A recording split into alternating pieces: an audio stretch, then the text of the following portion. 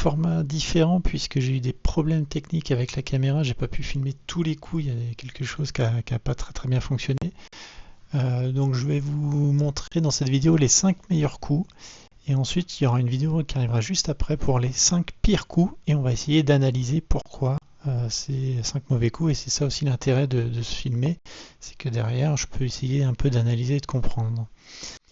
Ces vidéos ont été tournées sur le golfe Ria Bintan en Indonésie, au large de Singapour. Allez, c'est parti pour le premier shot.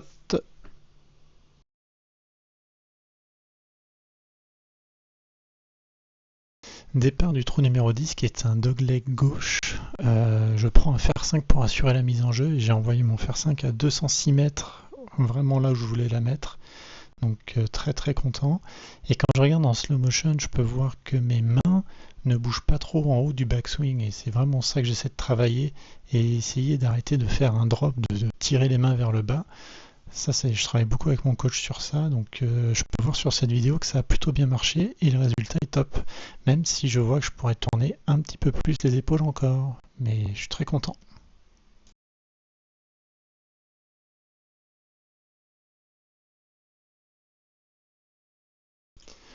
Le deuxième bon coup est le départ du trou numéro 13 avec le driver que j'ai envoyé à 248 mètres, donc plein milieu de fairway, résultat top, mais c'est encore une fois la manière que j'aime bien avec le slow motion où je peux voir que même si mes mains elles drop un peu, les poignets bougent pas trop, et ce qui fait que d'habitude j'ai un peu tendance à casser les poignets en haut du backswing, ce qui fait que dans le downswing c'est très dur de ramener les mains pile à l'impact et c'est ça qui me fait des trajectoires un peu aléatoires. Et je vois quand je ne mets pas trop de mouvement de poignet en haut du backswing que le résultat est mieux. Donc là je peux le voir et très satisfait de ce drive.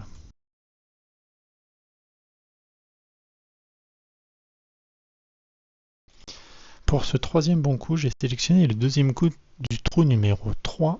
Il me restait 120 mètres pour aller au drapeau avec un petit vent dans le dos. Donc j'ai pris mon 48 degrés que j'ai joué en 3 quarts. Et c'est vraiment ça qui en ce moment me permet aussi de mieux scorer. On a beaucoup travaillé avec mon coach sur le fait de jouer des 3 quarts de swing qui me donne plus de stabilité dans mon swing, beaucoup plus d'équilibre et donc en fait un meilleur contact de balle et tout qui va avec. Donc peut-être aussi je peux vous conseiller essayer de travailler ça, de prendre un club de plus et de le jouer en 3 quarts de swing en général. En tout cas pour moi ça marche beaucoup mieux, je score beaucoup mieux, je touche beaucoup plus de green en régulation si mes pieds sont alignés.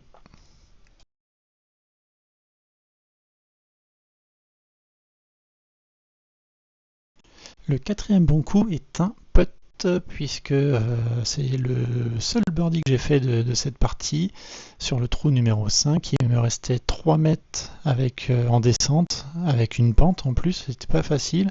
Donc je prends mon temps pour essayer de lire le green et puis je l'ai joué comme si je voulais jouer 1,50 m je crois et elle a fait 3 mètres et dans le trou, ce qui fait un joli birdie.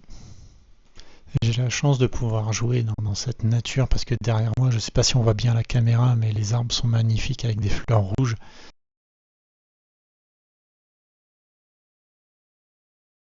Pour le dernier bon coup sélectionné, j'ai pris le départ du trou numéro 18 avec le driver et j'ai fait 254 mètres sur le fairway.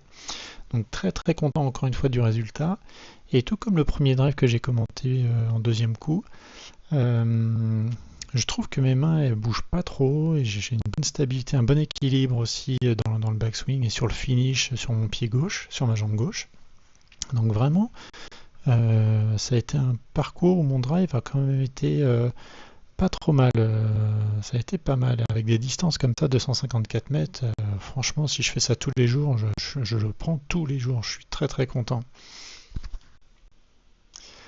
Après, comme le trou numéro 2, en ce moment, je trouve que je manque de rotation dans les épaules. Donc ça, c'est aussi un point qu'on travaille avec mon coach et qui me dit assez souvent. Je ne tourne pas assez les épaules et je pense qu'on le verra dans une session indoor où je vous montrerai avec les KPIs à GolfTech.